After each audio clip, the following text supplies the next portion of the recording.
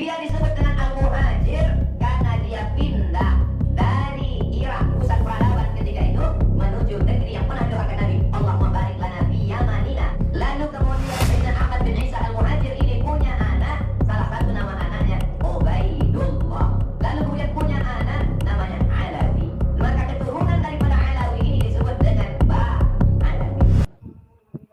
Kemudian kalaulah pengakuan seorang yang miskin aja di rumah sakit memerlukan dokumen-dokumen, seorang yang mengaku miskin di rumah sakit itu harus ada akta kelahiran, harus ada kakak, harus ada tanda tangan RT, tanda tangan RW.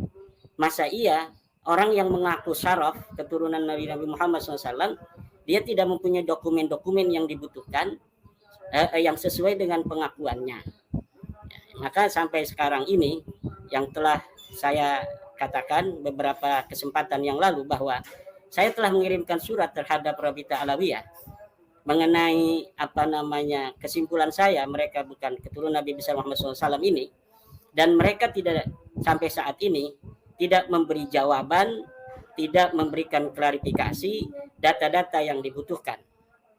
Adanya adalah framing-framing bahwa siapa yang tidak percaya kepada nasab daripada Ba'alawi ini sebagai turun Nabi adalah termasuk orang-orang yang menyakiti Nabi Muhammad SAW.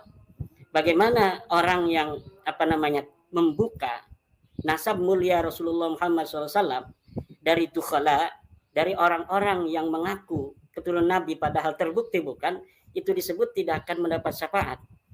Seharusnya proposisi itu dilontarkan untuk orang-orang yang hari ini mengaku keturunan Nabi besar Muhammad SAW tanpa bukti-bukti dokumen, tanpa bukti-bukti data-data sejarah yang dibutuhkan. Di mana dalam metode ilmiah kan kita mengenal harus ada fakta, harus ada objektif, harus konsisten, harus sistematis. Ini nasab Ba'alawi yang hari ini terbangun itu sama sekali tidak berdasarkan fakta sejarah, fakta ilmiah, tidak objektif, karena pengakuan itu muncul dari keluarga mereka sendiri. Yang ketiga, tidak sistematis dan tidak konsisten. Kenapa tidak konsisten? Karena nasab mereka ini banyak berganti-ganti. Pertama mereka mengaku Al-Kazimi, kemudian mengaku sebagai Al-Uraidi. Jadi adanya ittirab itu perubahan silsilah dari Al-Ahdal yang dia adalah Al-Kadhimi, kemudian berganti menjadi Al-Uraidi dari Ahmad bin Isa. Ini menunjukkan bahwa memang nasab ini nasab yang ad-dukhala, nasab-nasab susupan yang sengaja menyusup kepada keluarga mulia Nabi besar Muhammad SAW. Dan sayangnya banyak dari para ulama-ulama kita ini yang hari ini membaca nasab Ba'alawi itu hanya dari literasi Ba'alawi sendiri. Seperti kemarin Ustadz Abdul Somad yang ceramah dengan Bahar Smith mengatakan bahwa Ahmad bin Isa punya anak Ubaidillah. Itu Ustadz Abdul Somad tidak mengerti apa benar, mana buktinya bahwa Ahmad bin Isa itu mempunyai anak bernama Ubaidillah. Sementara kitab-kitab yang ada di abad yang paling mendekati daripada Ahmad bin Isa tidak menyebutkan Ahmad bin Isa ini mempunyai anak namanya Ubaidillah. Kemudian Ustadz Abdul Somad juga mengatakan bahwa Ahmad bin Isa ini hijrah dari Irak menuju ke Hadramaut, Yaman. Ustadz Abdul Somad tidak tahu bahwa tidak ada satupun kitab-kitab sejarah yang mengatakan bahwa Ahmad bin Isa itu ada di Irak. Tidak ada. Bagaimana seorang yang tidak ada di Irak itu bisa hijrah dari Irak menuju Hadramaut? Dan tidak ada kitab-kitab sejarah yang dekat masanya dengan Ahmad bin Isa mengatakan bahwa Ahmad bin Isa ini hijrah dari Basrah menuju Hadramaut, tidak ada.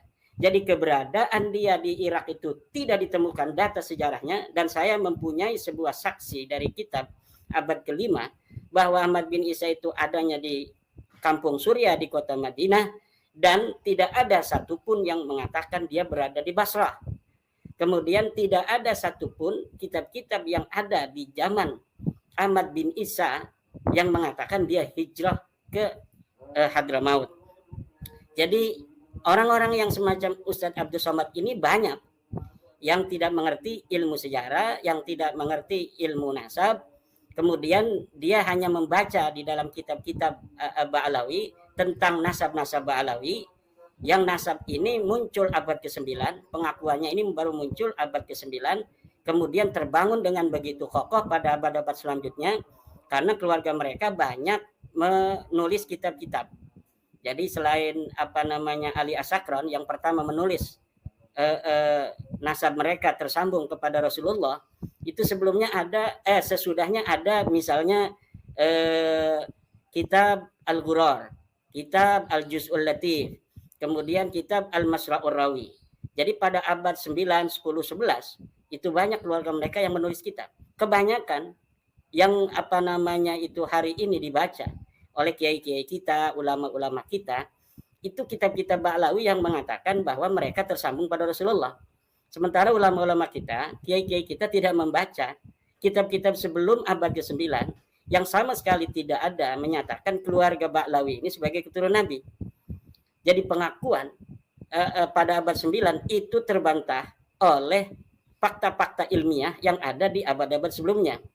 Dalam teori Bradley misalnya, ya, ada teori konsisten, kebenaran konsistensi, atau disebut juga the consistent theory of truth itu, the consistent theory of truth, bahwa sebuah pernyataan itu bisa dianggap benar apabila pernyataan itu sesuai dengan pernyataan-pernyataan sebelumnya yang dianggap benar. Pernyataan Ba'alawi di abad 9 bahwa mereka turun Nabi itu harus didukung oleh pernyataan-pernyataan abad sebelumnya, sampai abad pengakuan itu ditujukan pada sosok historis tertentu yaitu Ahmad bin Isa, itu harus linier dan harus koheren. Sementara nasab Ba'alawi ini tidak linier, tidak terverifikasi dari mulai pengakuan mereka abad 9 oleh kitab-kitab nasab yang sudah ditulis abad-abad sebelumnya banyak sekali. Ada kitab Tahdhibul Ansab di abad ke-5 ditulis, tidak menyebutkan nama Ahmad bin Isa punya anak namanya Ubaid. Kemudian kitab Al-Majdi karya Al-Umari tidak menyebutkan juga Ahmad bin Isa punya anak namanya Ubaid.